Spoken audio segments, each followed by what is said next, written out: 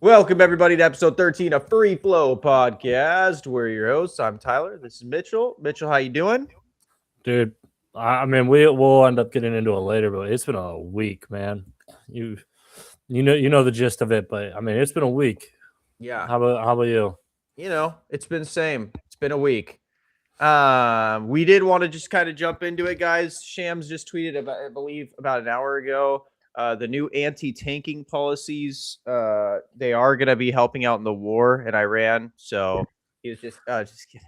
There's a lot of anti-tank missiles and mines going on over there. So So we're just going to go ahead and read this as is. The NBA presented 3 comprehensive anti-tanking concepts to its board of governors on Wednesday, with modifications expected to each before a formal vote in May. The first one is 18 teams in draft lottery, seeds 7 to 15 in each conference, flattened odds, with the bottom 10 teams having an 8% chance, the remaining 20% odds distributed in decreasing order for 11 through 18, and a lottery drawing for all 18 picks now. Two yeah, is 22 doing the teams. plans. Yeah. 2 is 22 teams in the lottery using 2-year records, seeds 7 through 15, plus the 4 playoff first round exits in both conferences. Lottery teams would reach a minimum win total floor in each season, such as 25 wins. If a team falls short of the floor, it gets slotted to meet the floor. The top 4 drawn as part of the lottery, as it is currently. 18 teams in a 5x5 lottery. Bottom 5 teams have equal odds for the top pick, with lottery formatted for picks 1 through 5. Bottom 5 teams have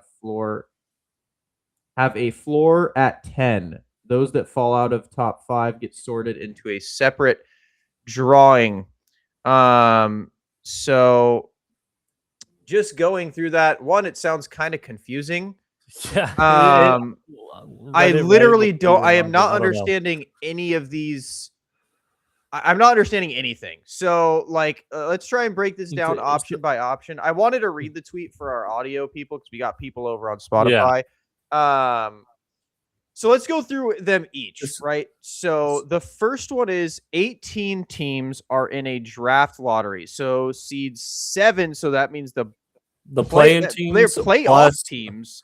Yeah, like it would be playoff, but if you're in the play-in, you're still included in this draft lottery here, with 10 teams, like the bottom 10 having an 8% chance for the top pick, the remaining 20% odds distributed in decreasing order for. Okay, so the playoff teams wouldn't have as great of odds, but they're all actually in for a lottery. I think this is stupid. This first one is stupid.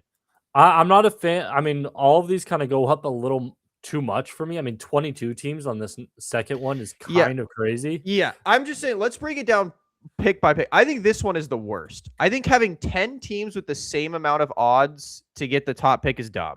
I'm pulling up the standings right now because I think that'll actually give us like a really good idea of just kind of what everything looks like. And like if we were to implement this today. My biggest issue is, look, bro, like, you again, with expansion coming in, these teams are most likely going to be bad. They're not going to be good. They're not going to be mid. They're most likely going to be bad. I hear what people are saying about free agency and then being able to offer as much money. I don't think people realize why, as a player, even if I was a good player or a great player, right, they're going to have to way overpay good players. But say they're going for an elite free agent. Why would I come to a team that is just ass? You have at best the 9th best player up from each roster. Why would I ever go to that, regardless of your money? Like, unless I'm old, like KD's age, like if he wanted to go back to Seattle, like, and that's not going to help you be better. Like, it's just going to help you sell tickets. So that's why I dislike that. Let's go to the second one, I guess. 22 teams in the lottery. This is way too much. Using a 2-year record, seeds 7 through 15 plus the 4 playoff first round exits in both conferences. It's so dumb. But lottery teams, a 5th seed. I mean, shit, a fucking first seed could get stacked in this scenario, because if the first seed lost to an 8 seed, or in the modern day, even a 10 seed, like go back to that 2020 NBA playoffs where the Heat were in the play-in. They weren't a 10 seed, but like the Heat were in the play-in and they upset. And Mhm. then it's like you're telling me that team is capable of being like beating the first seed, and then the first seed who all of a sudden now has better odds, and you're screwed for Yeah. being a fringe team. And this one says top 4 drawn as part of a lottery. So the way I'm reading it is, so the top 4 teams are protected. So like the worst 4 are protected. They get picks 1 through 4, which this one I think is better than the first one, just Yeah, purely like, because of that. Like the dude, the worst teams need to be able to pick at the highest. I think it's so dumb yeah, that it's 100%. even considered. Like, bro, could you imagine like the Lakers go, I don't think we can win this year, but bro, if we could get AJ Boye or something on this team with Luca, let's just bounce in the first round and then get a top pick. Like, Yeah, like we can make it look like we're still competing, and then just yeah. sell a playoff series, Like, and all of a sudden, then you like you said, you're gonna get rid of all teams wanting to upset. It's like, I mean, bro, we could get a baller player and go from a first round playoff team to a championship caliber dude, team. imagine they just were like, you know what, we're gonna actually have the lottery before the end of the first round, so whichever this team Yeah. loses, now we But know that you're getting a top 5 pick. Like they're not gonna be that stupid and do it, yeah. but at the same time, it's like I don't know, Imagine like Lakers got Boozer, bro, in this yeah, draft. Like, that would be insane. And then you got the third option, which is the 18 teams are in a 5x5 lottery, which means the bottom 5 teams have equal odds for the top pick, with lottery formed for picks 1 through 5. Bottom 5 teams have a floor at 10. Those that fall out of the top 5 get sorted as separate drawing.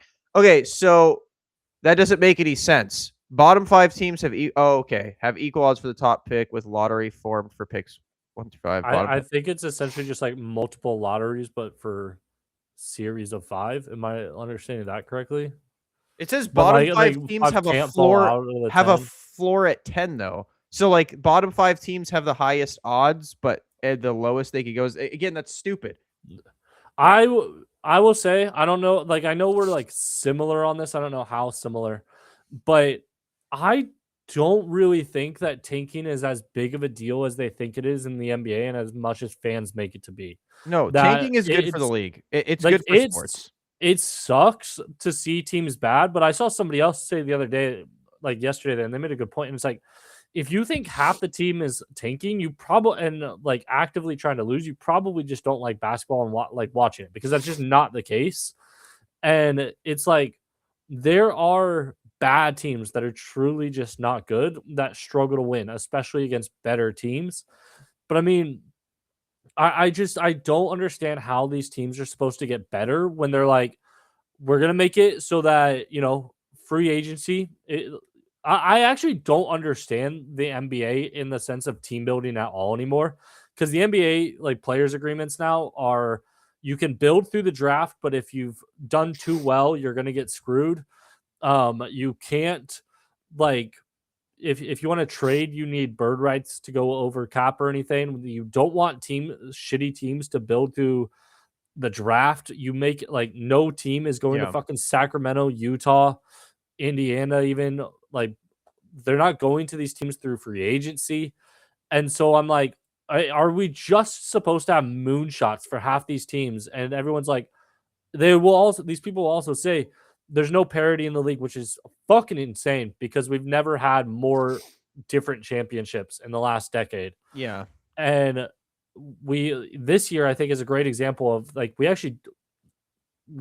say the Spurs are going to win, or we say the Thunder are going to win, but if it's not one of those two guys, it could literally be 8 different teams. Yeah. And I'm just like, I think that the people just don't like basketball. There's these issues that people have are these made up issues, these made up Twitter issues. Yeah. That I just don't think have any actual bearing on what's going on. Yeah, and like here's my thing, right? Is like, okay, let's look at the worst teams, right? The lottery teams, right? So Pacers, Nets, Wizards, Jazz, and Kings. I don't think any of those 5 teams are better in purposefully losing than any singular team above them. Yeah, 100%. There is not they're not better. None of those 5 teams are better than the Bulls. None of those 5 teams are better than the Mavericks. None of those 5 teams are better than the Grizzlies, Pelicans, or Bucks either. Like, Yeah. So when people are like, "Oh, they're tanking," sure, bro. They shut Trae Young down for the rest of the season. AD's been hurt, so he was already shut down. Trae Young is not making this Wizards team better than anyone above them. That's Not when not they're making, 12 games back. yeah, like they're not better than the Bulls. They're not better than the Bucks, even with Trae Young, bro. Yeah. The Nets, they just suck. They're not even sitting people. They just suck. Like the Pacers, they're obviously horrible without Halliburton. They're just awful without him. And they've been missing a lot of players this season. Like, I Yeah. will say it's not just Halliburton for them, but it is Yeah, they've like had a lot of the injuries. And it's like, it you want to punish them for that? Like, oh, yeah. sorry guys, like you don't get your first. Like, I think it should just be how the NFL is. Worst team gets first, period. End of story. No lottery. It's stupid. Like, And people would be like, well, they're just gonna start trying to lose games. And it's like the NBA is the one sport where one fucking player can turn around a franchise. yes. I am okay with 5 teams being like, dude, you're telling me I have a chance to get Cam Boozer, or I have a chance to get fucking Victor Wembanyama, or like LeBron James or Dwight Howard or Anthony Davis. Like, dude, the NBA needs to embrace the fact that we have generational talent like that and these kinds of players immediately. Yeah. Because if you can do that, it's like, rather than shitting on teams for wanting to get those players, it should be like, it's kind of crazy that young talent can be this good and this influential. Yeah, and it's like, and that's the difference, right? Like, people talk about the NFL tanking, where it's like, oh, bro, like these guys are always picking in the top, like the Browns and the Jets, like they're just ruining prospects. Like, bro, the NBA is completely different, right? If you allow a team like the Wizards, right, they don't have to draft Alex Sarr; they can draft like a Cam Boozer. Like, Yeah. bro, they're instantly not going to be picking at top one, because like you said, basketball is a one sport where if you get like if the Wizards got Wemby, if the Wizards got Boozer this year, bro, they're instantly significantly better, like immediately better. And it's like, same with the Pacers, same with the Nets, bro. The Nets are having to overpay for Michael Porter Jr., bro. Like, and he's good, but he's not a team changer. He's not a generational talent. He's just a volume shooter. So it's like, they need a way, and constantly losing lottery odds because they needed Luka to be in LA, like in stupid stuff like this. Like, bro, the lottery is dumb. I'm sorry, it's dumb. I want to see the Wizards, Nets, and Pacers playing for who gets. And if you're gonna do a lottery system, then make it for the top 3. Make it super strict for the top 3, so that no matter what, like, sure, you may not get the generational guy, but if you're picking top 3, most of the time you're picking at least a good player. Yeah. Like, and I get the Wizards, Alex Sarr was a higher pick, but like, yeah, what like I'm him saying and Roche. I'm blanking on the dude's name. Zach. Yeah. Rochery. But Yeah. you know what I'm talking about. That same draft. Yeah, like it's one of those things where it's like you need to. I personally think they need to do the NFL style, because it's like, bro, if you're horrible, like you're the worst team in the NBA, like, sure, at the very end, I think these teams would start tanking. People are acting like these guys would try and go like 1-81. Like, it's not how it would be. It would probably be around this time where these teams are purposely like, all right, let's start sitting people because it's close. But who cares? You're not watching the Pacers, Wizards, or Nets anyways. Like, I hate when people act like, oh, bro, like this, it's low quality because they're tanking. Brother, they are ass regardless if they're tanking or not.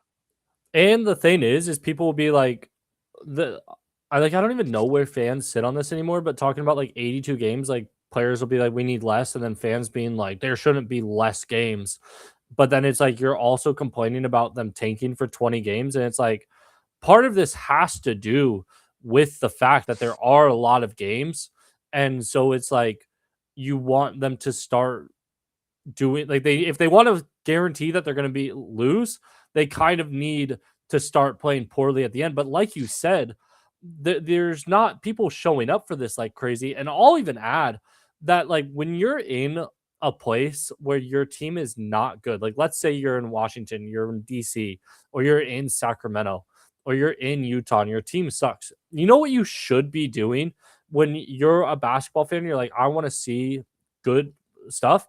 Your teams are cheap. you go to the games to see the other team play. Not saying you can't root on your team, but you're like, dude, I want to see KD on the Rockets, or I want to see Jokic, or like, because you're like, my team sucks, but there's still a reason to go watch these games. Yeah, there's not like a huge reason to go watch a Jazz Kings game, but like, how much of is there to watch even when those teams are like 2 years ago when they were like borderline playoff teams, you know? Yeah, like, and that's my thing, man. It's like tanking is part of sports, man. Like, unless it's a singular sport, right? Like where it's like golf or tennis. Yeah. Like tanking is just gonna be a part of sports because you have to, bro. Sometimes you have to cut your losses. Like, dude, like it's just isn't it? And like it just makes no sense to punish shitty teams for being shitty. It actually blows my mind that that's even on the table. Like, bro, these guys are so bad. Like, let's just let the Lakers get first overall pick or the Celtics get first overall pick. Like, it's like, okay, so you're not only like you've done so.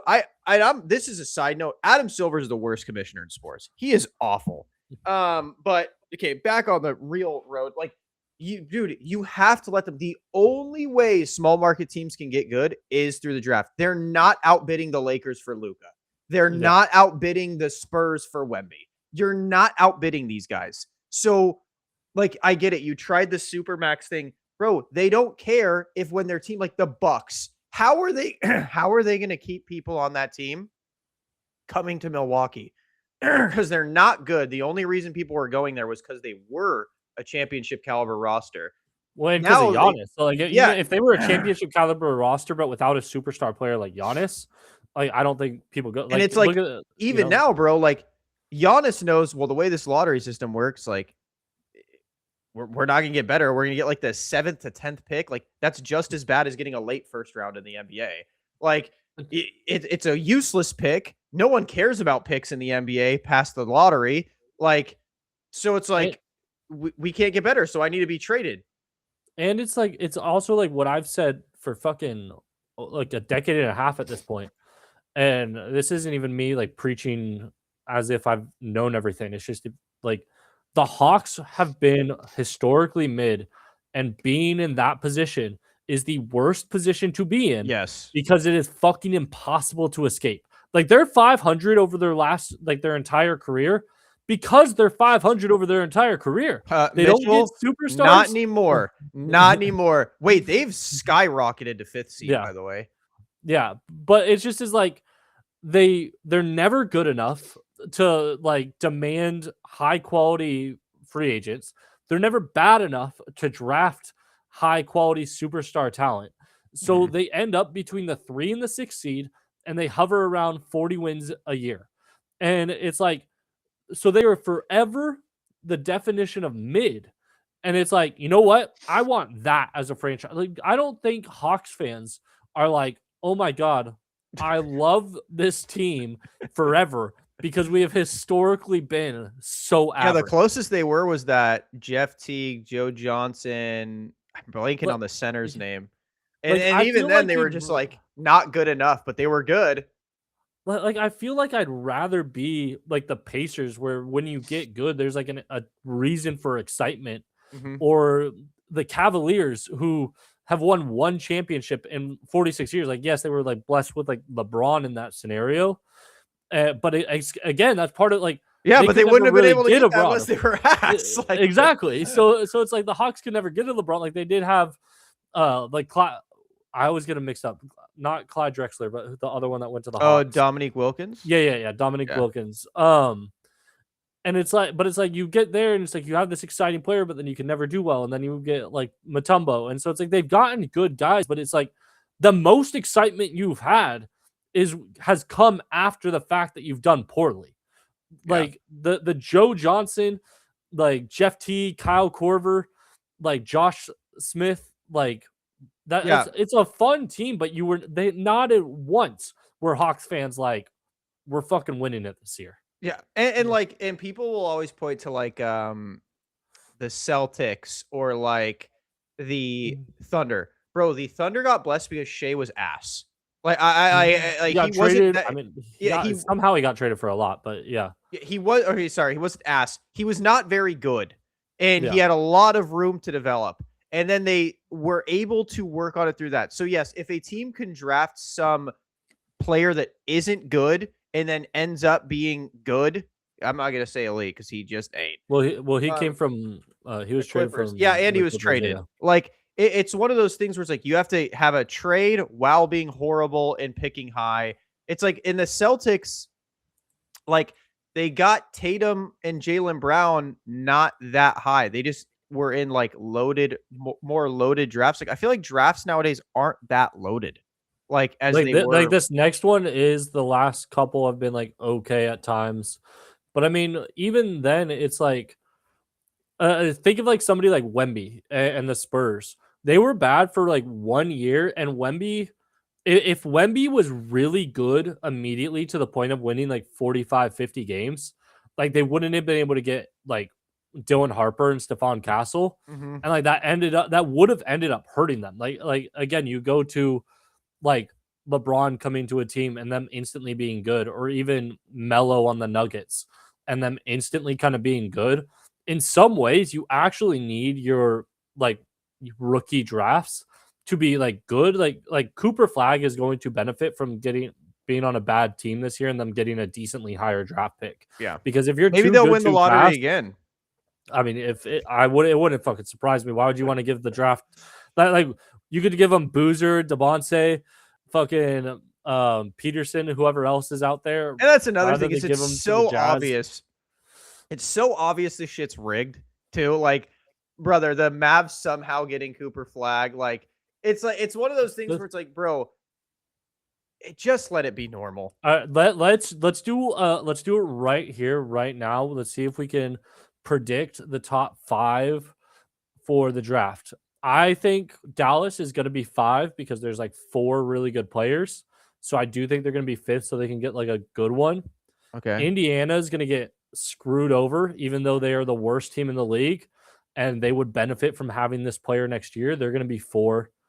The dude, part of me wants to say fucking. I feel like the Wizards are going to get 3. The Wizards might get 2 because of the fact that they have AD and Trae Young, and be like, we I can't think give the them the Nets number are 1 getting pick, 1. but give them a chance. Yeah, I think Nets are getting 1. So Nets, Wizards. Do you think Kings or they'll give it to Nets, Wizards, Jazz?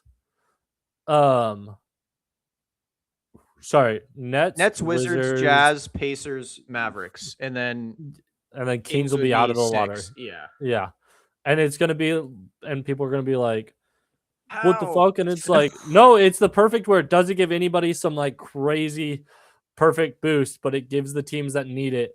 Because like the most obvious would be say that the Dallas get the fucking 1 pick again. If Dallas got 1, I would legitimately say they need to launch an investigation into that trade. I'd be like, you genuinely need to launch an investigation into that trade because there is a 0% chance. I don't care what what you want to say about lottery. 0% chance they get back-to-back first overalls, and Adam Silver is not massively helping that one. Not when they're the 6th fucking pick now, and they were like the 6th or 7th highest odds last year. And like, you're hearing like about LeBron. Mark Cuban like wanting about to buy back in. Could you imagine they get back-to-back first, Mark Cuban buys back in? I'm like, brother, this is the most bullshit I've ever seen. Like, there's been a lot of rigged shit, but this one takes makes it a little the too cake obvious. for sure. Like, even if they get 2 or 3, like if they get one of the 3 blue chips in this draft, I'm like, yeah, okay, it's all bullshit. I'm gonna be honest with you guys.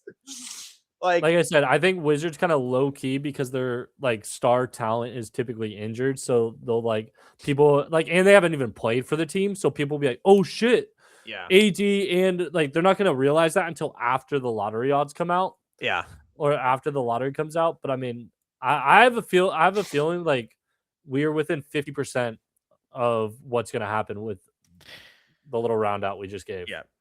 And so to switch gears, we were talking about the bottom league. Let's talk about the top of the league.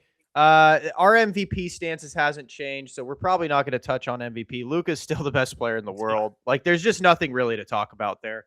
We feel the exact same as we felt last week. They've lost 1 game since then, and it was because LeBron can't buy a fucking foul. Like, there's so many other things going on, but it is just like, Yeah, like this Like team's they've been balling. There's no reason for them. It is to not scary win. though because as the Lakers have been, the Spurs and the Thunder have been streaking as well. So it's like, damn, you Yeah, want to get hot at the all right these time, but teams are they're getting all like. getting hot at the right time.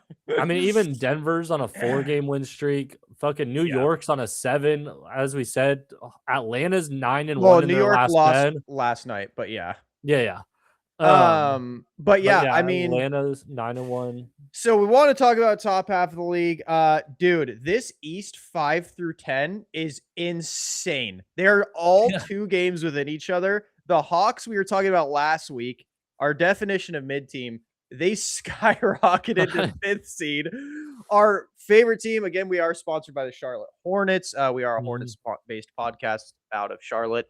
Our Hornets are in 9th. Well, they're tied for 8th, 9th, 10th.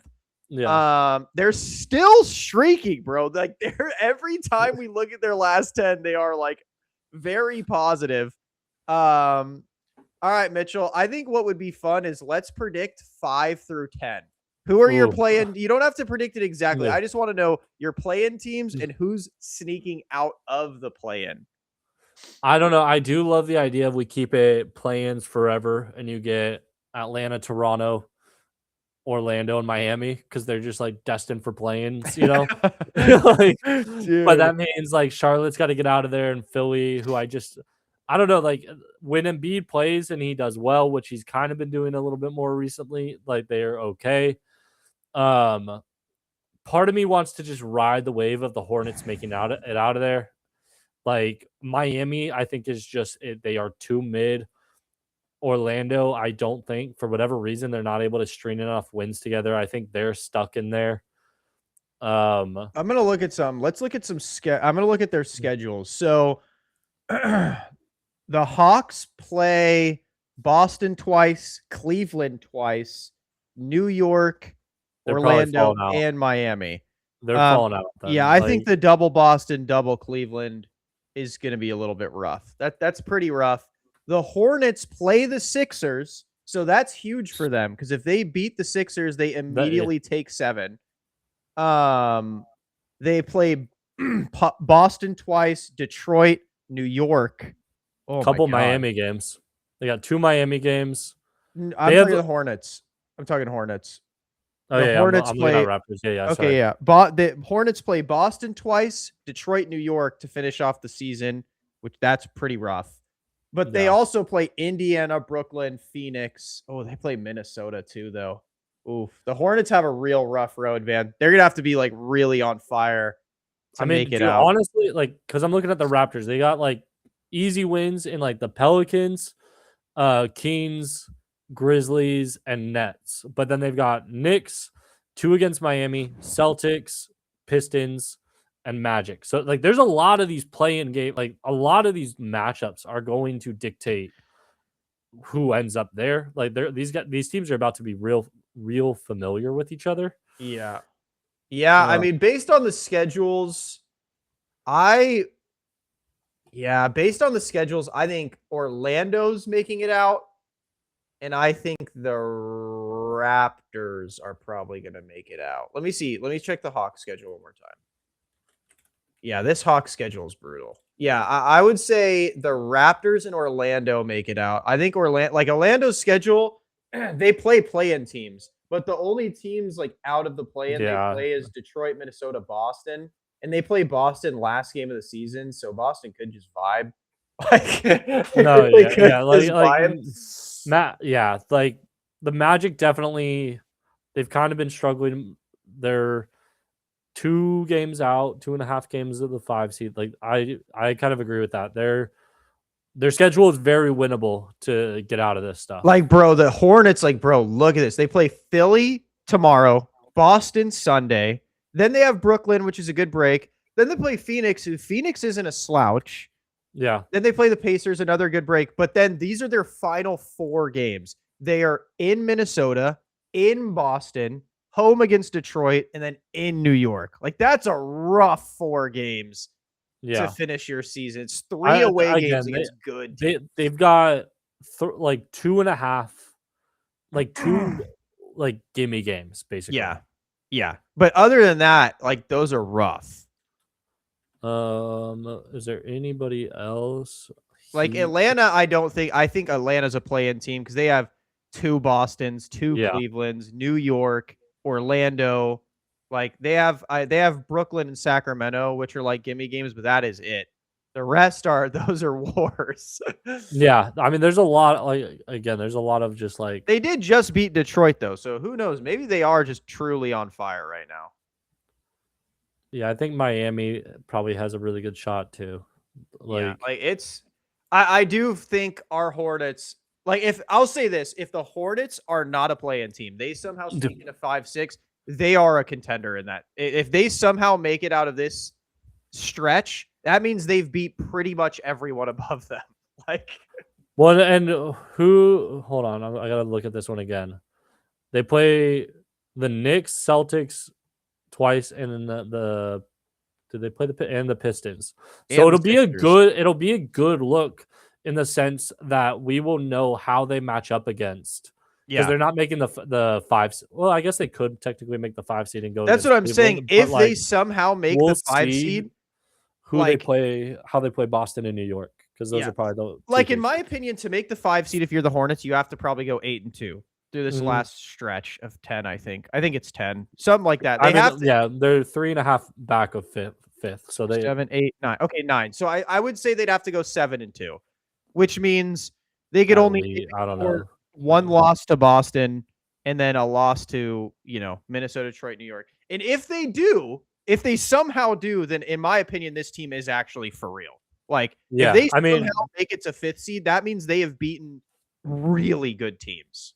and they've been on yeah. Like And they again, if just they beat New finish York the by season, 11, you know, like they're, you know, they just beat Miami by 30, Orlando by 29, and then they just beat New York by 11. Like this team definitely has it, but I mean, their last loss was to the San Spurs, Antonio, yeah. and then yeah, I mean Phoenix, Miami by 8, but then again, you got to go a ways back. Like close game against Cleveland, very close. Rockets, I mean 6-point game. Dude, Detroit, our huge sponsorship wins. Hornets might be they might be for real, Mitchell. Like they might be a Uh, finals team. We might get Luka I'm versus LaMelo.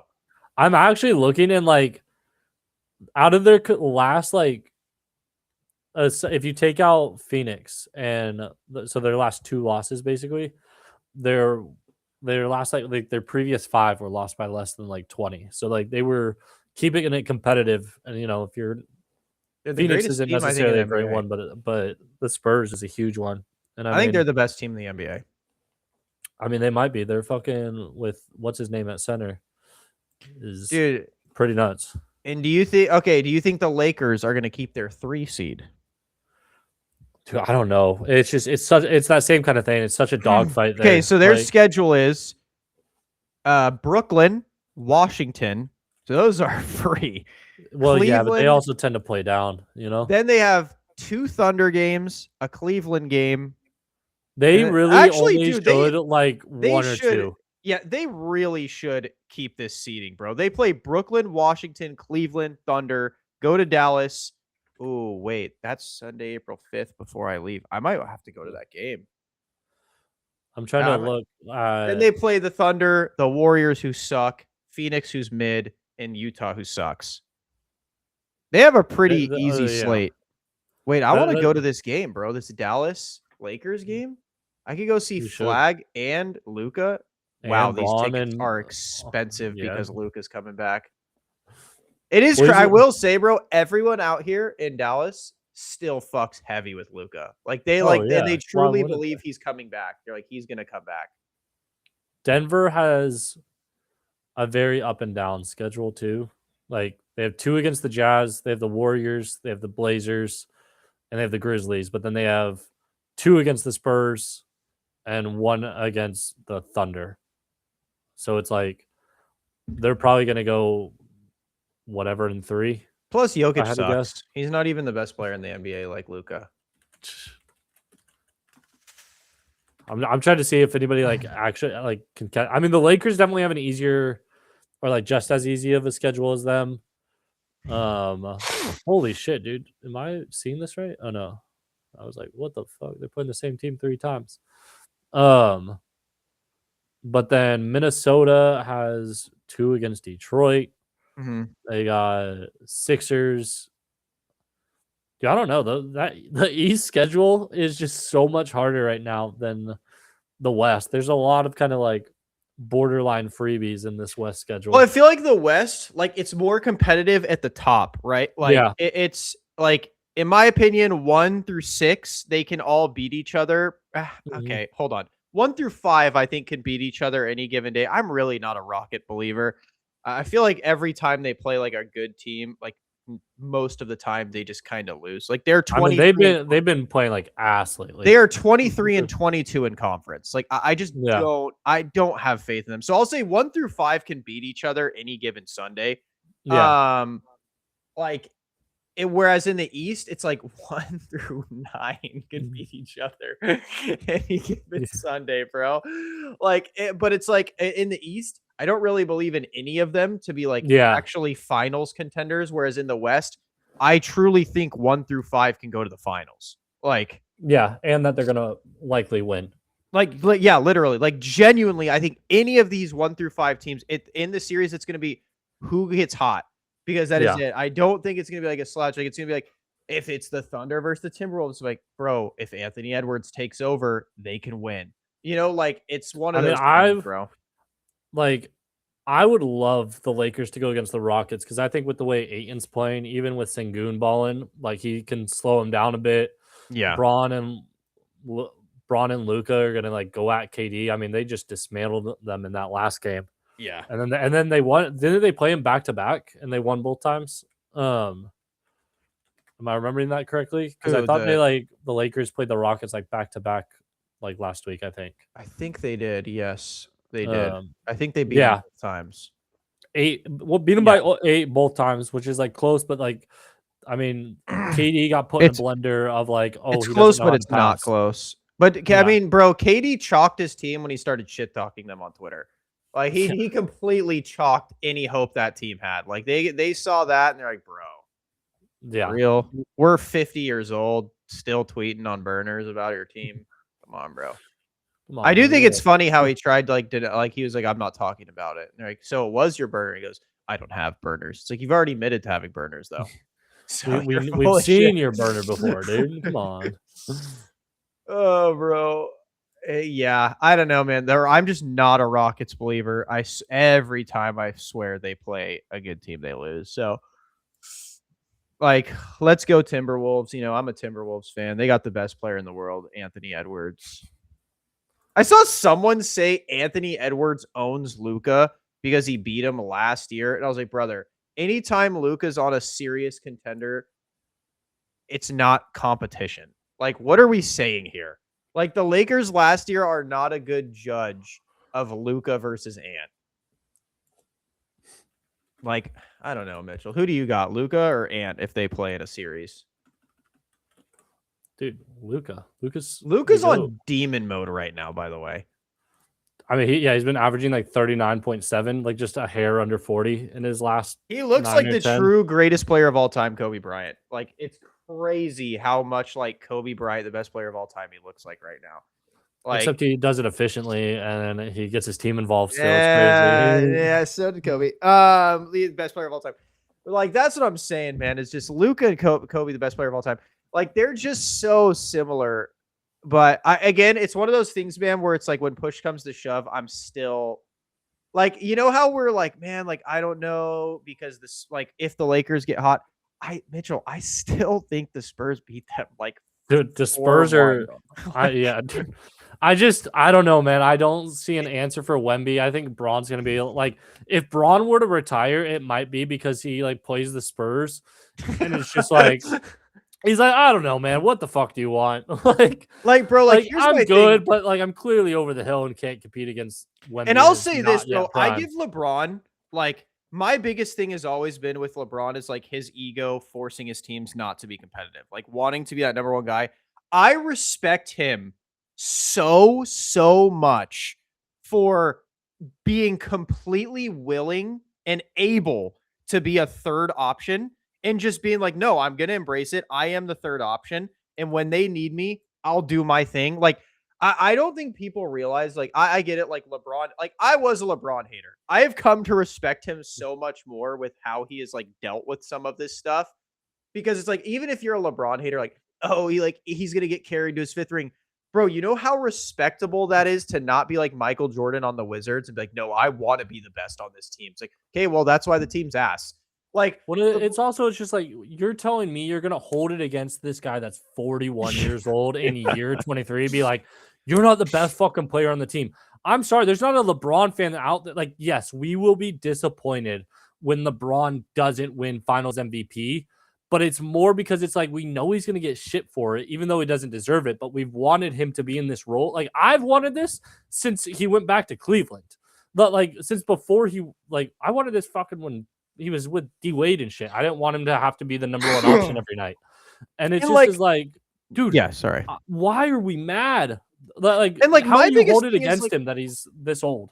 yeah, like my biggest thing about it too is like, bro, like I have been like you guys could ask Mitchell. I've been a LeBron hater his entire career. Brother, and I have become a LeBron defender because of the LeBron haters being so OD about it. Like, oh my God, LeBron needs Luka. He's 40. Yes. Like, dog, what do you want? Like, does this guy need to perform till he's 60? And like, dude, I hate too how people be like, you can't discount his age when you say something, or like ignore his age when you say something good about him, and then use it every time something bad happens. And I'm like, quite literally, if he overperforms at his age, I can say just in spite of being 40, he's doing this well, while also saying, yo, he's 40. I don't expect him to do this all the time. Bro, but like, I don't know why you guys can't fucking get that to your skull. If I'll tell you right now, if Kobe was playing like this at 40 after an Achilles heel, I would be gagging on it. It would be unreal. Like I would be doing tricks on it. Like bro, you can't deny like LeBron's longevity is the best. And like again, I am always like I think people are silly if they don't think it's because like peptides and just medical advancements. Like, and it's not even an insult. Like people take that as me insulting LeBron. No, bro. I think you put Kobe in this era, he'd be doing the same thing. I think you put Mike in this era, they'd all be taking PEDs and peptides that can like help juice you. Like it's in my opinion, I don't understand why people take it as insult. Like, because I don't think people realize how common it is for players to be taking these peptide PEDs. Like, I guarantee you, like 90% of the NBA is doing it. Like, it's peptides aren't a banned substance. So I'm not saying like they're cheating. I'm saying they have copious amounts of money. LeBron has said it multiple times. I spend $1 million a year on my body. He ain't spending that on massage therapy and food, guys. Like, I don't know what you're like. They like, I'm telling you, like a lot of players do it. I guarantee you Luka's doing it. Like, that's how he was able to get in such killer shape so quick. Like, bro, these things are, they're good. Like, especially when you have the money to like get the best of the best, like, brother, anyone would be doing it. And so like, I think his longevity also LeBron was just like super healthy. Like he was so fortunate. Like MJ was, a degenerate gambling alcoholic. So like, obviously he wasn't healthy. LeBron never fell into that trap, which is a bonus for LeBron. And it's like with Kobe, like I think Kobe was generally healthy, but LeBron like made it a point since like, I don't know, bro. I feel like the Heat to be like overly healthy and overly supplemented. He with was his body. He got, I think he said, or he got up to like 280 with them, and then he got down to 240 and has basically been closer to that for his like whole career, like ever since like his Miami days, I think. And so it's like, it's one of those things where it's like, I feel like LeBron, like you heard the story of like Kobe with his like hungry mans or hungry boxes, like at the grocery store. Like, like it seems like they just didn't take their bodies as seriously as LeBron did, as early as LeBron did. And I mean, dude, look at him. He's benefited. Like, and it also, obviously, it has to do with genetics, right? Like LeBron's he hit the genetic lottery. Like you see other 40-year-olds like Chris Paul, they can't do it. He does. Like Wemby at 40 is not going to be able to do it. He does. Jokic at 40 is not going to be able to do it. He does. Like LeBron also just has great genetics. Like he's just a freak, like athletically. He's God's favorite. And I mean, I get it, dude. He'd be, if I was God, I'd be like, I perfected creation right here. Yeah. Like, and so, like I give LeBron a ton of respect, but I think the Lakers need what they've needed for since LeBron, since AD. Like they need a true center. Like they just need a true 7-footer. And Aiden's been good. Aiden's been good. Can be that, and he's been a better player since like this kind of run started. Lockett Ayton he can bang with the best of. He's better than Wemby. You know, like whoa, we can't go against our second team on the pod. Like I do think like Wemby and the Spurs are my favorites, dude. It's just truly how do you stop Wemby? And this isn't even like I don't think anyone could stop Wemby. Like I think it's one of those. He's one of those players at this point in his career, which is so crazy to say. Yeah, he's one of those players that like it's one of those things where it's like a LeBron type deal or a Kobe or a Michael where it's like we just need to limit him. You know, when teams say that, like we can't stop him, we just kind of need to limit him. And I think like the only players that can do that is like Jokic, because I think like having a body that this is going to sound so sus, but having a big body banging on you all series is going to wear a skinny guy down like Wemby. Like, because the thing is for like, not to cut you off, but the thing is for Wemby, when it comes to disrupting his game, as good as he is offensively, 90% of his game is defense and even playmaking. And so it's like, I can try to shut him down offensively. He could score 15 points a game and be the biggest impact influencer in a win. Yeah, I agree. So it's like one of those things where I think the Spurs' biggest threat, in my opinion, isn't the Thunder, isn't the Lakers, sadly. I really do think it's the Nuggets. Like, I think the Nuggets can hard counter this team. And by hard counter, I don't mean like sweep them or 4-1. Yeah. I think it would be like a 4-3. Like it would be a 7 type series. That's the thing. Like beating as much as we might want to give credit to these other teams, it's like you have to beat Wemby in this team 4 times in 7 games. And I just again, they've beaten the Thunder 4 times in 5 games. Like, do I see anybody beating the way they're playing right now 4 times in 7? Like, yeah, bro. I just don't. It's one of those things, like, I really don't seeing people. Yeah, I agree. I don't see anyone beating the Spurs.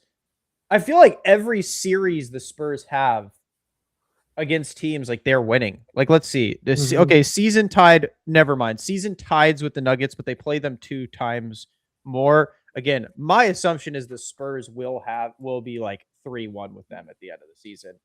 And like, even if it's 2-2, like the Thunder, like the Lakers, the Spurs are 3-1 on them. Again, like we said, there's just no option for Wemby. There's no slow it down. And again, I think Ayton's good. Wemby is just the best player. Like, he's the best big in the world. I still think Luke is the best player in the world, but I think Wemby's the best player in the world.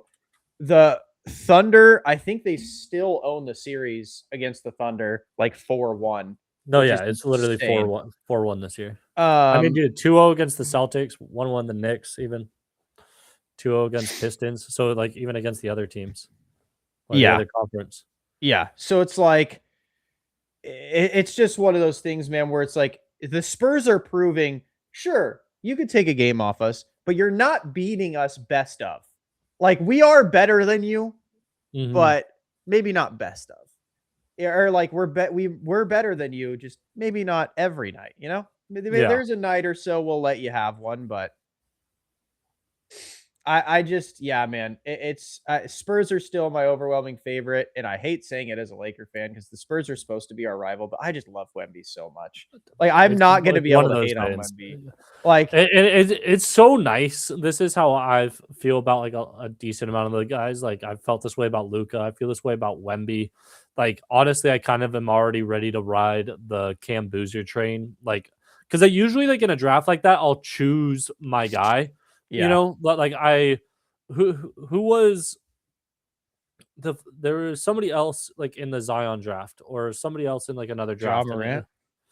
Yeah, and I was like, I was just always Zion like over Ja or whatever, and it's just is like so whenever there's like 2 really good rookies, I like to choose one, and I'm like, that's my guy. Yeah. Like same with I love Ja, man, but what an idiot he is. Holy. Yeah, like Dwight and Emeka Okafor. Like, you know, I like to choose my guy. And so like Yeah, I you love your have guys. who doesn't, You'll but ride your guys. dude, I'll ride them all day. But it's like so like Cam Boozer's kind of my guy next year, but being like with Luca day one, being Wemby day one, it's like I just get to enjoy this. Like I Mhm. get to be like, dude, it is awesome seeing these phenomenal talents. I don't have to be like, fuck, this guy is so obnoxiously good and I have to diminish him. Like if anything, that honestly happens for me with players that like take longer to develop because I don't Yeah. see it right away. And so it takes longer for me to get credit, give them credit. Like, Yeah. no disrespect to Shea. I know you're not a big fan, but like, I need to see it for a prolonged time. And when I see it for 3 years in the middle of your career, I'm not going to put you to the level of guys that I've been seeing doing it since they were Mhm. 18, 19 years old.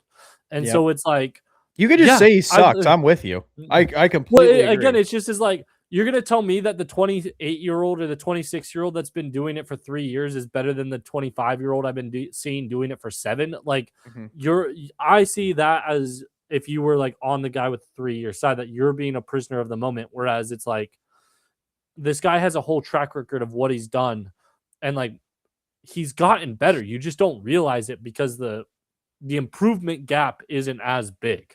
Yeah. Yeah. No, I completely agree. Um, and yeah, I know we both really like Boozer. I also really like, I like a few people from this draft. I Yeah, yeah. really like, I don't not like any of them. I like Dibansa. I think he's legit. Like people keep giving him a lot of shit, but I think he's good, man. I also like the guy from Arkansas, Darius Acuff. One of the guys I podcast with, Brandon, was talking about him a lot. He's like, this guy's like, he's just a bucket. Like every time this dude wants to get a bucket, he's a bucket. And bro, he was like, obviously Arkansas lost, but Yeah. dude still had 30. Like this dude he's just a permanent 40 bomb, which we were talking about Matt McClung, which like, Yeah. sometimes that's not, but this dude's 6'3", 190. Like he's actually legit. He shoots 45% from three. Like, he can do it all. And so it's one of those things, bro, where it's like I feel like there's a lot of good players in this draft. But Mitchell, our boy, Cam Boozer, like He going nuts with it, he's dude. still here, bro. He's still here. Honestly, Cam Boozer might be the greatest player of all time if he's able to take the Duke Blue Devils to a championship. I Because mean, yeah, Duke's an underdog, bro. They're never that good. well, even when they're like phenomenal, they just can never fucking get over the hump for whatever reason. Yeah. Like, do you believe in your boy, Mitchell? I mean, I think he'll be the best player in the tournament, and like he is a player too that makes the game look easy. So I think people don't necessarily appreciate how good he is. Yeah. Where it's like it just looks so natural to him. Like, and they're And blowing people out, so it's not like he's able to stat pad. Like, they beat the piss out of yeah, TCU. Like, they beat Siena. Like, obviously, it was a little bit closer, but I mean, it, they it play was St. John's today, and I mean, St. John's is good though. They're yeah, actually that's what I'm saying. If Duke were to be quote upset because like they are the 1 seed, like it would be against a St. John's. I feel like. yeah. St. John's. I mean, they shut down Darren Peterson, who a lot of people really, really like. And I mean, Darren Peterson still had 21 and 4 blocks. It is actually insane how good he is in Yeah. defense. Like, he Because is a he's like 6'6" guard. 6'2" or whatever. No, he's a 6'6" guard. Okay, okay, so he's a bigger guard. I Yeah. think you're thinking of. You might be thinking of the guy I'm talking about, Yeah. Acuff. He's a 6'3" guard that's good. Darren Peterson, yeah, bro. He's a big boy. But you know what's crazy is uh BYU got first rounded by Texas. Dibanza Dude. still had his buckets though. He had 35 and 10, but like damn, bro, he couldn't get help. Wait, are we already in The games today are for the Final Four. Holy shit. I mean, I know it's the end Yeah. of March, but dude, this month has fucking flown by. Yeah, it This has. whole year has flown by. I can't believe it's essentially April. Yeah, bro. But I'm with you. dude, you know what's so sick is we are 2 games away from the greatest like James family member college player ever from winning a college national championship. God, I wish he wasn't redshirted, bro. That'd be so insane if he wasn't redshirted. Bryce James could win a college championship in his. Bro, I'll tell you right now, if Bryce James wasn't redshirted and like 4 or 5 people got hurt and he somehow hit the game winner to win the national championship, he would go first overall. I would glaze so hard and be like, Oh, I this is know the you greatest would. college player we've ever seen in the history of the game. Plays Bro, I like one Bryce. minute, makes one shot, wins it, and I'm like, it's over. It's undisputed. The James family is the greatest college family in NBA history. Yeah, I feel bad for Bronny because he just, sucks. He's sucked his entire career. Dude, it is crazy. It could actually be a 1-2. 1-2. What? But like the top 2 seeds could make it. Yeah. Oh, yeah. And like usually, somebody gets bounced, but like it is wild, man. Like I will say this tournament's been dope. It's been there haven't been a lot of Cinderella stories, but I don't think people realize Cinderella stories are dead because of NIL. NIL's terrible. NIL ruined college sports. Like the biggest upset was Texas because they're an 11 seed, but it's still Texas. Like, yeah, like it's a school with tons of fucking money. Yeah, so it's like, I don't know, man. But I mean, that's all I got with basketball, Mitchell. You got anything else? I mean, we could go into the Mac McClung thing and talk about how people who think he's feast an on this NBA, loser. Yeah, an NBA fucking player just because he scores a lot in the G League, as if because as we all know, not just me and Tyler, but as every single person on this planet knows, is that what every NBA team wants more than anything else, especially from G League talent, is somebody that can put the ball in the hoop, because there are not enough guys in the NBA who can score it at a high level. Well, Mitchell, Mac McClung, as everybody knows, is just a superstar. He just needs a chance to be a team's number one option. And then, like, bro, put him on the Wizards, they'd be first seed. I mean, as far as I'm concerned, like, he is Mac McClung is to Steph Curry what Bol is to a Victor Wembanyama. Like, and that's the thing, bro. Is like what people you got to realize is for players like Mac McClung, they don't need a guy that can only drive to the rack on 6'8" centers in G League and score at will. Mac McClung, to show he was improved, would need to show that he's a good defender and would need to show that he is a catch and shoot guy. Nobody wants Mac McClung to come into the NBA and be their number one scoring option.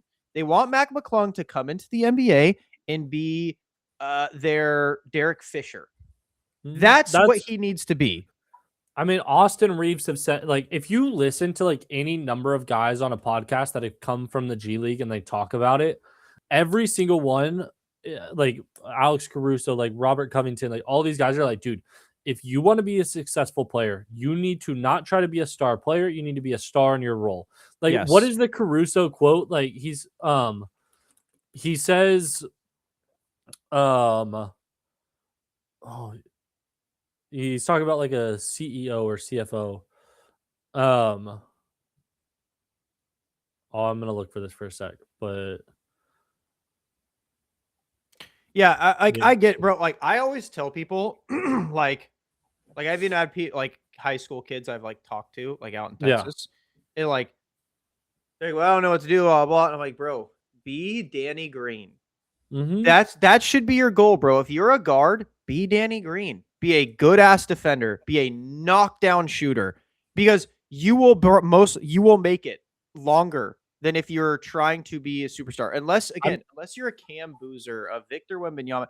Like, players need to have self-reflection. Are you as good as Wemby? Okay, well, here's your first. Did you go undrafted? If the answer is yes, you're not as good as Wemby. Well, and first off, again, like you said, like, are you as good as Wemby? It's like, realize that you're going to be put onto a team as an 18-year-old with NBA talent. And you're going to get drafted to a team and they might have a Wemby. And so it's like, that's who you're working around. And again, like, it's the Isaiah Thomas situation. He super small. He was in an MVP conversation, but then he fell out very quickly after a couple of injuries. And people are like, look at this guy put up 40 in the G League and nobody wants him. Again, like I said with Alex Caruso, he said it perfectly.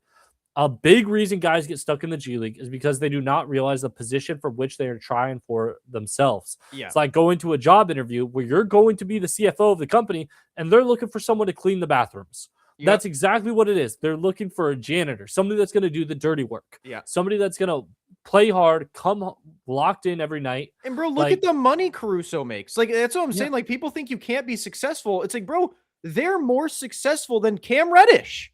He's more successful than a Cam Reddish who came into the league supposed to be a superstar, but he couldn't find his role. And when he couldn't be a superstar, he didn't know how to play basketball.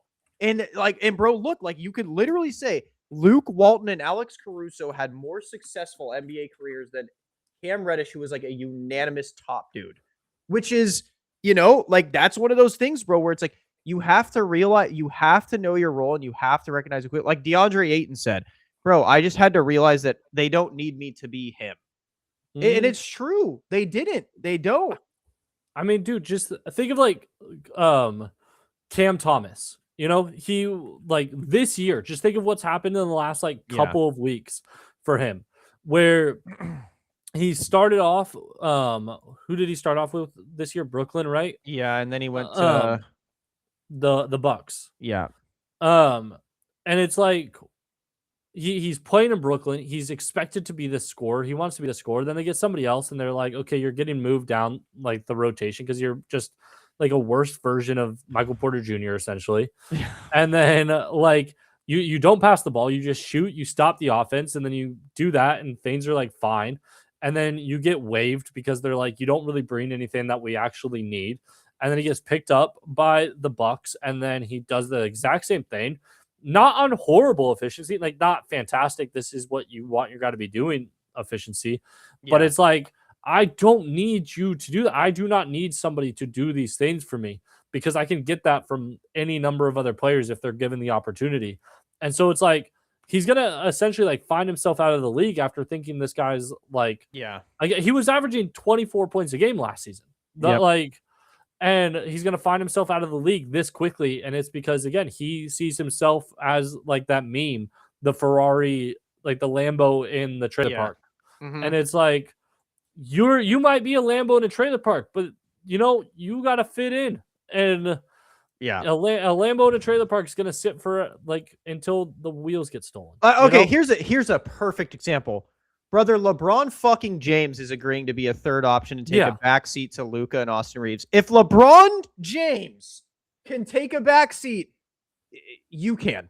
Like, I don't care what your name is. I don't care what your hype is. You can. It's LeBron James. He's willing to know his role and learn his role and be like, you know what? Yeah, this is who I am now. Like, this is just this is this is my career right now. And do it and do it great. If you could do it great, brother, you will have such a prominent career. Like, again, look at LeBron, bro. He's doing it in his 40s because he's willing to know his role. They would make that excuse of like, well, LeBron's 40, so he's had time to be the star. I want to be the star. And it's like, okay, you can want to be the star, but that's going to find you out of the league. Yeah. And then you're going to miss out on hundreds of millions of dollars because, again, Caruso is like the 9th role, like on the depth chart, and he's getting like $18 million a year or some shit like that. Like, it's just is like, you guys are missing out on all this stuff just because of your ego. And it's like, you're telling me your ego is worth like multiple hundreds of millions of dollars. Like, that's crazy. Yeah, no, I agree, man. It's like a lot of players like, and that's what I love about the NFL is like, you get humbled so fast because they're like, bro, you're one of 52. We were all the best player in high school. All 52 of us were the best player in high school. Like, you are no different. Yeah, we were all great. Yeah, we all scored 40 billion touchdowns and beat up every white kid at our school.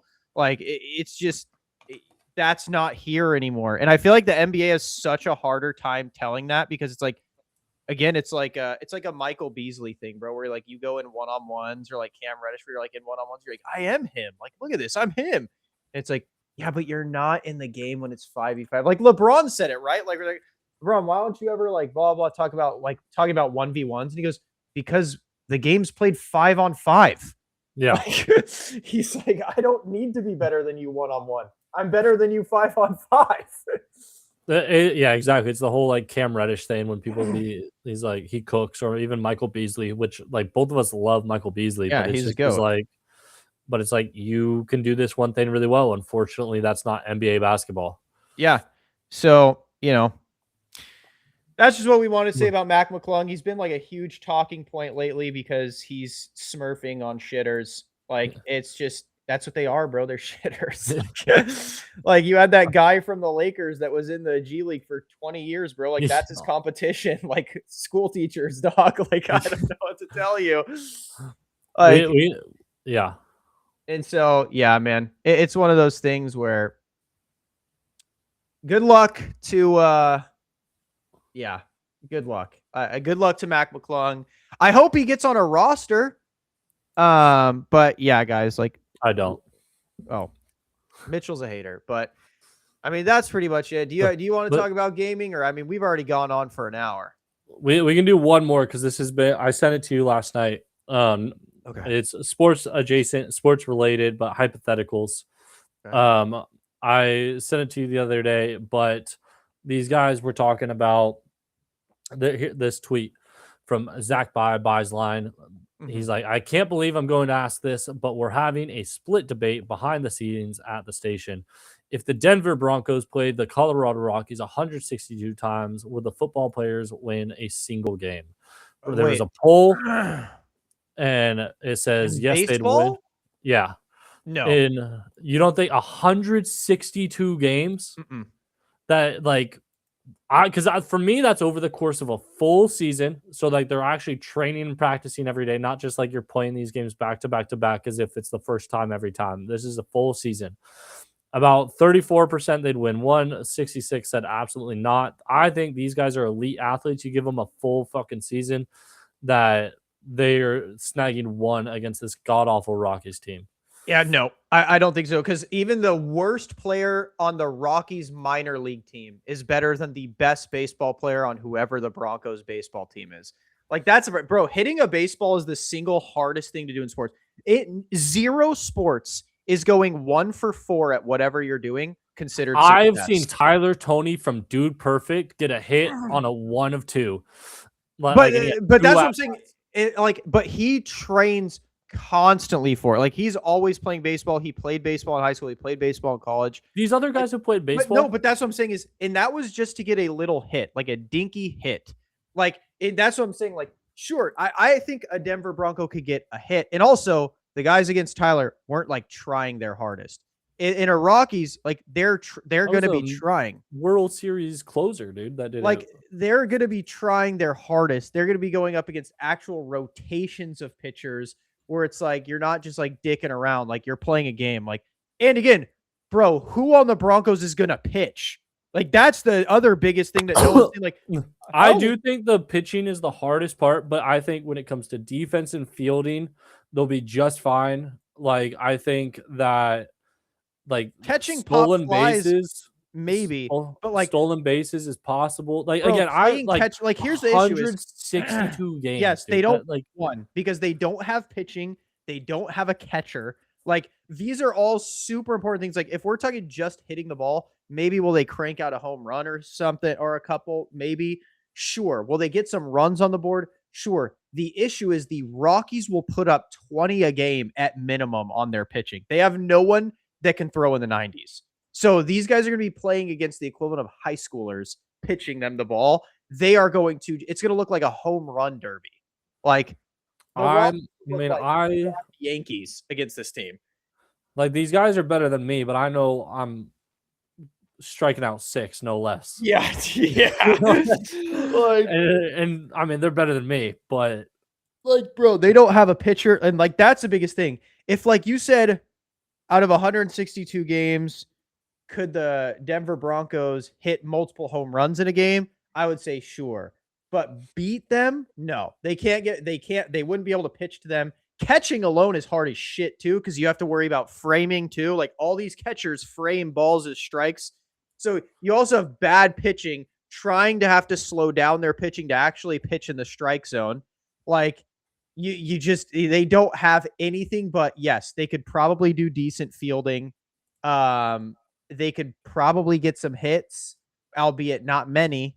Like their best hitter would probably bat 200. Like they're just, yeah. There's just no way. So I want to expand on that because I think they win one, but that's neither here or there. Let's say we gave the 4 major sports like football, hockey, basketball, soccer, Mhm. like we gave them however long they need to train to be like, or let's just say we did it for like 5 years and they did it and they all played each other in every sport.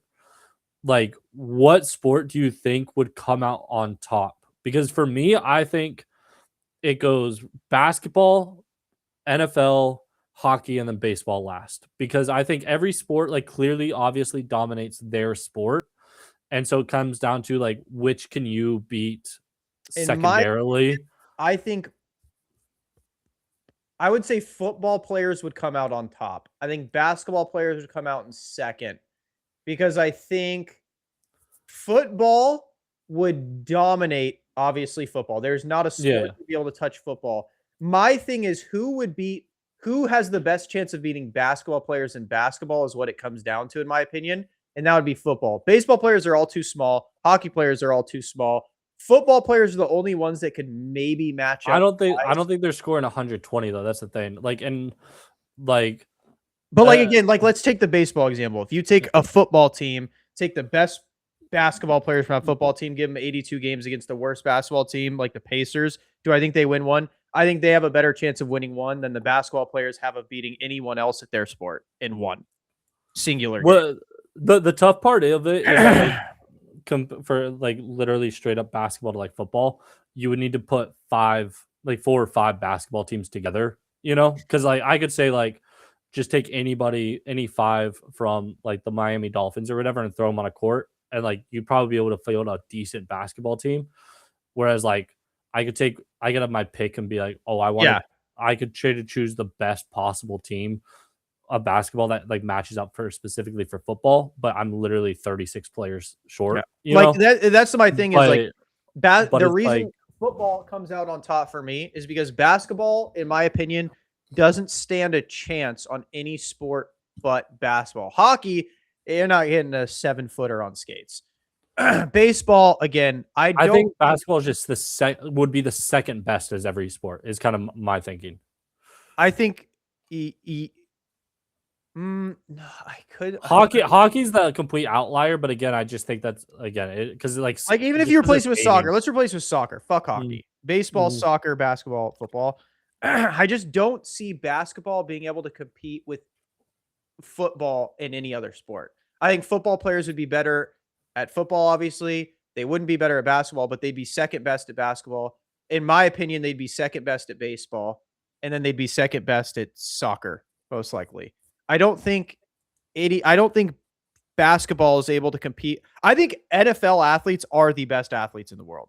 Like, period. See, I bar just for think bar. the size and strength of NBA, like the combination, like not to say that like there's more diversity of athleticism in football than there is in basketball, because like I'm not gonna fucking deny that some of these linemen are Yeah, that's some what of I'm the saying. biggest Like, athletic freaks in the world.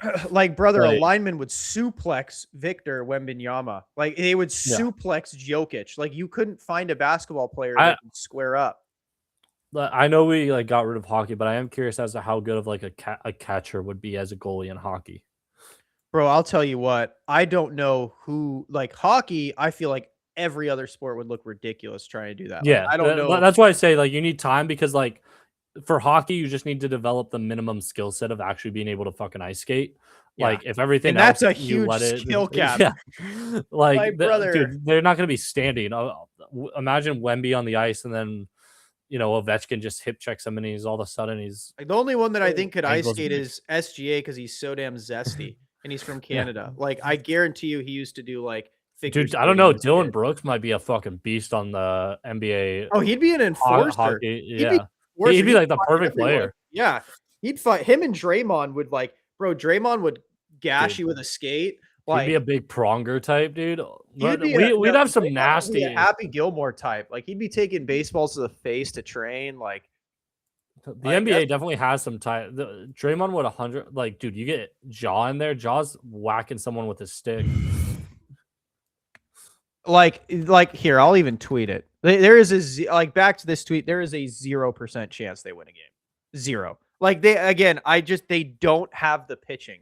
Like the pitching. Like okay, say this. Say if you gave the Denver Broncos an MLB level pitching rotation, and they only had to worry about hitting and fielding, right? Except for catcher. I think you'd have to give them an MLB catcher. You'd have to give them an MLB rotation, and then you give them a year of training. I think, yes, they could maybe take a game. Yes. At that point, yes, because all they'd have to worry about is hitting and fielding, which, again, in and of itself is going to be very hard. But they could maybe get one. My thing with hitting though too is like it's already so hard, and like I agree with like the pitching aspect, but like it's already so hard that when the best players are hitting like 20 to 30%, and part of the thing I'll even like say is how if let's just say they have to throw out like actual MLB or NFL pitchers, if they're only thrown in the 70s, there's not necessarily the velocity for these batters to actually go yard. Okay, but think about it this way, bro. So Bryce Harper in high school against the best high school pitchers that are pitching like 80s that are probably better than any NFL player you're going to throw on a baseball field. He was batting 650. Like these guys in high school are shellacking the baseball. So you put a pitcher that's not good in front of them, they are going to immediately be batting. They're like, I guarantee you the Rockies average like their batting average, if you put like Denver Broncos players as pitchers, they would be averaging probably 500 to 600 every single one of them. So I get what you're saying, and that's why I want to like reiterate what I just said. If I'm throwing you a 40-mile-an-hour fastball, sure, that like you are actually never going to hit a home run, even in Denver. Like there's just not enough like velocity, like power, speed, velocity to get you to hit that ball 400 feet. Sure. And if you almost in that sense, if you like intentionally put out mid pitchers, it shortens the field, and their fielding would limit you pretty heavily. But you have to also remember these guys know how to hit a baseball and where they want to hit it. So what they do, if you're throwing it slow, they're like, okay, then I'm just going to shallow up and I'm going to just constantly hit it into gaps every single time because this ball is coming so fucking slow. And maybe, but I don't know. It'll be like the coach where he does this. All right, field it, and he puts it wherever he wants. Like that would be the MLB players if they're right. Like, yeah, if you gave them an MLB rotation and MLB catcher and they only had to worry about hitting and fielding, I think there's a chance. If they have to worry about finding pitchers on their team, they're cooked. But maybe I mean, we'll never know. I would love to see these like hypotheticals in some scenario, you know, but it can't be a video game. If you had like a sport triathlon, that would be fun. That would be really fun. I don't think you'd be able to do football. You'd have to do like flag football, so you could get lesser rosters, but it would still be fun. I need that to like, because again, like we have like the flag football coming to the Olympics and stuff. They need to just be like, dude, we're gonna make a fucking tri-sport or a quad sport thing where you just put like standing in the end zone like this, like, all right, throw me up here. Like none of these guys are touching it. I think it would be so fun to have like a league like that, because like it would start with probably like retired athletes, like a big three. But then it would become like, no, this shit's actually super fun to watch. And you'd get like legitimate athletes that are like, I want to show how good I am. And I think you could actually make, again, like you do a flag football, dude, make it a softball. It doesn't necessarily need to be like hardcore baseball, but like, you just do something like, you know, you do basketball, just get a white boy rec league going of basketball in an 8-foot hoop. Flag football and then softball going, and like, you know, it's just that the what is it called, intramural, but for work. I'm blanking on what it's called when works do it, like when office jobs do it. Like I don't know, work league, rec league. Yeah, I'm just blanking. Like my mom's done a couple, but yeah, like work league teams. That would be dope. But all right, guys, thanks for hanging out with us. This was an all basketball sports podcast today. I appreciate you guys hanging out. Make sure to check us out at our @s at the bottom. And let us know if you think the Denver Broncos would be able to beat the Rockies 1 out of 162. See ya. Peace.